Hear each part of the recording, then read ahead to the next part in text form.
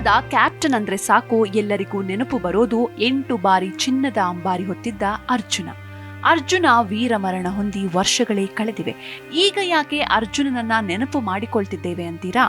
ಹಾಗಾದ್ರೆ ಈ ಸ್ಟೋರಿ ಕೇಳಿ. ಹೌದು, ಹಾಸನದ ಯಸಳೂರು ಅರಣ್ಯ ಪ್ರದೇಶದಲ್ಲಿ ಕಾಡಾನೆ ಸೆರೆ ಕಾರ್ಯಾಚರಣೆ ವೇಳೆಯಲ್ಲಿ ವೀರ ಮರಣ ಹೊಂದಿದ್ದ ಅರ್ಜುನನನ್ನ ತಾನು ಹುಟ್ಟಿ ಬೆಳೆದ ಮೈಸೂರಿನ ಬಳ್ಳೆ ಶಿಬಿರಕ್ಕೆ ತಂದು ಮಣ್ಣು ಮಾಡಬೇಕು ಎನ್ನುವ ಕೂಗು ಆ ಸಮಯದಲ್ಲಿ ಹೆಚ್ಚಿತ್ತು. ಆದರೆ ಕೆಲವು ಕಾರಣಗಳಿಂದ ಅರ್ಜುನನನ್ನ ಬಳ್ಳೆಗೆ ತೆಗೆದುಕೊಂಡು ಬರುವುದಕ್ಕೆ ಆಗಿರಲಿಲ್ಲ. ಆಗ ಅರ್ಜುನನ ಅಭಿಮಾನಿಗಳು ಅರ್ಜುನನ ಸಮಾಧಿ ಇಲ್ಲಿ ಆಗಲಿಲ್ಲ.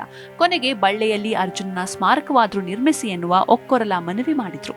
ಅರ್ಜುನ ಆನೆಯ ಅಭಿಮಾನಿಗಳು ಕೊನೆಗೂ ಖುಷಿ ಪಡುವ ವಿಚಾರ ಸಿಕ್ಕಿದ್ದು ಈಗ ಬಳ್ಳೆ ಶಿಬಿರದಲ್ಲಿ ಅರ್ಜುನ ಸ್ಮಾರಕ ಅನಾವರಣಗೊಂಡಿದೆ. ಅರ್ಜುನನನ್ನೇ ನೆನಪಿಸಿದ ಪ್ರತಿಮೆ. ಡಿಬಿ ಕುಪ್ಪೆಯ ಬಳ್ಳೆ ಶಿಬಿರದಲ್ಲಿ ಅರ್ಜುನನ ಪ್ರತಿರೂಪದಂತಿರುವ ಸ್ಮಾರಕವನ್ನ ಸರ್ಕಾರ ನಿರ್ಮಾಣ ಮಾಡಿ ಉದ್ಘಾಟಿಸಿದೆ. ಅರ್ಜುನ ಸಮಾಧಿ ಮಾಡಿದ ಯಸಳೂರು ಹಾಗೂ ಬಳ್ಳೆಯಲ್ಲಿ ಸ್ಮಾರಕ ನಿರ್ಮಾಣ ಮಾಡುವುದಕ್ಕೆ ಸರ್ಕಾರ ಮುಂದಾಗಿತ್ತು.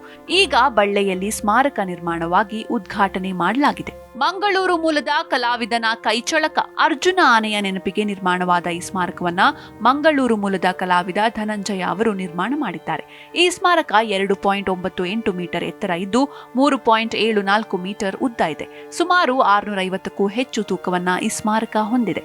ಈ ಸ್ಮಾರಕದ ಮತ್ತೊಂದು ವಿಶೇಷ ಅಂದ್ರೆ ಈ ಸ್ಮಾರಕವನ್ನ ನೋಡಿದ್ರೆ ಅರ್ಜುನ ಆನೆಯೇ ನಮ್ಮ ಮುಂದೆ ನಿಂತಿರುವ ರೀತಿಯಲ್ಲಿ ಕಾಣುತ್ತೆ. ಮೂಡಿ ಬರಲಿದೆ ಅರ್ಜುನನ ಜೀವನಗಾಥೆ, ಶೌರ್ಯದ ಕಥೆಗಳು. ಹೌದು, ಕೇವಲ ಅರ್ಜುನ ಆನೆಯ ಪ್ರತಿಮೆ ಅಲ್ಲದೆ ಸ್ಮಾರಕವನ್ನ ಹಂತ ಹಂತವಾಗಿ ಅಭಿವೃದ್ಧಿ ಮಾಡುವುದಕ್ಕೆ ಸರ್ಕಾರ ಮುಂದಾಗಿದ್ದು, ಅರ್ಜುನ ಆನೆ ಪಾಲ್ಗೊಂಡ ವಿವಿಧ ಕಾರ್ಯಾಚರಣೆಗಳ ಚಿತ್ರಗಳು, ದಸರಾ ಮಹೋತ್ಸವದ ಅಪರೂಪದ ಕ್ಷಣಗಳ ಚಿತ್ರ ಎಲ್ಲವನ್ನೂ ಇಲ್ಲಿ ಪ್ರದರ್ಶಿಸುವ ಮೂಲಕ ಅರ್ಜುನ ಆನೆಯ ಶೌರ್ಯ, ಸಾಹಸ ಎಲ್ಲರಿಗೂ ತಿಳಿಯುವಂತೆ ಮಾಡುವುದಕ್ಕೆ ಮುಂದಾಗಿದೆ. ಮೈಸೂರು ದಸರಾದಲ್ಲಿ 8 ಬಾರಿ ಅಂಬಾರಿ ಹೊತ್ತಿದ್ದ ಅರ್ಜುನ ಆನೆ ಸಾವು ಏನಾಗಿತ್ತು? ಇಲ್ಲಿದೆ ಮಾಹಿತಿ. ಮೈಸೂರು ದಸರಾದಲ್ಲಿ ಬರೋಬ್ಬರಿ 8 ವರ್ಷ ಅಂಬಾರಿ ಹೊತ್ತಿದ್ದ ಅರ್ಜುನ ಆನೆಯು ಸಾವಿಗೀಡಾಗಿತ್ತು. ಆನೆಯ ಸಾವಿಗೆ ಕಾರಣ ಏನು? ಅರ್ಜುನನ ಸಾಧನೆಗಳೇನು? ಇಲ್ಲಿದೆ ಹೆಚ್ಚಿನ ಮಾಹಿತಿ. ವಿಶ್ವವಿಖ್ಯಾತ ಮೈಸೂರು ದಸರಾದಲ್ಲಿ ಬರೋಬ್ಬರಿ 8 ಬಾರಿ ಅಂಬಾರಿ ಹೊತ್ತಿದ್ದ ಅರ್ಜುನ ಆನೆ ಸಾವಿಗೀಡಾಗಿತ್ತು. ಹಾಸನ ಜಿಲ್ಲೆ ಸಕಲೇಶಪುರ ತಾಲೂಕಿನ ಯಸಳೂರು ಬಳಿ ಕಾಡಾನೆ ಸೆರೆ ಹಿಡಿದು ಸ್ಥಳಾಂತರ ಮಾಡುವ ಕಾರ್ಯಾಚರಣೆ ನಡೀತಾ ಇತ್ತು. ಈ ವೇಳೆ ಕಾಡಾನೆಗೆ ಅರವಳಿಕೆ ಚುಚ್ಚುಮದ್ದು ನೀಡುವ ಕಾರ್ಯಾಚರಣೆ ವೇಳೆ ಅರ್ಜುನನ ಮೇಲೆ ಒಂಟಿ ಸಲಗ ಅಟ್ಯಾಕ್ ಮಾಡಿದೆ. ಈ ಘಟನೆಯಲ್ಲಿ ಅರ್ಜುನ ಆನೆ ಮೃತಪಟ್ಟಿದೆ ಎಂದು ಸ್ಥಳೀಯ ಮೂಲಗಳು ತಿಳಿಸಿವೆ. ಹೋರಾಡಿ ಅಂತಿಮವಾಗಿ ಸಾವು. ಕಾರ್ಯಾಚರಣೆ ವೇಳೆ ಒಂಟಿ ಸಲಗ ದಾಳಿ ಮಾಡ್ತಾ ಇದ್ದಂತೆ ಉಳಿದ 3 ಸಾಕಾನೆಗಳು ಓಡಿ ಹೋಗಿವೆ. ಕೊನೆಗೆ ಒಂಟಿ ಸಲಗದ ಜೊತೆ ಅರ್ಜುನ ಆನೆಯು ಒಂಟಿಯಾಗಿ ಹೋರಾಟ ನಡೆಸಿದೆ. ಈ ಕಾಳಗ ಆರಂಭವಾಗ್ತಾ ಇದ್ದಂತೆ ಅರ್ಜುನನ ಮೇಲಿನಿಂದ ಮಾವುತ ಇಳಿದು ಓಡಿದ್ದಾರೆ. ಅರ್ಜುನ ಸಾವನ್ನಪ್ಪಿದ್ದಾನೆ. ಕಾಕನಕೋಟೆ ಕಾಡಿನಲ್ಲಿ ಅರ್ಜುನ ಸೆರೆಯಾಗಿದ್ದ.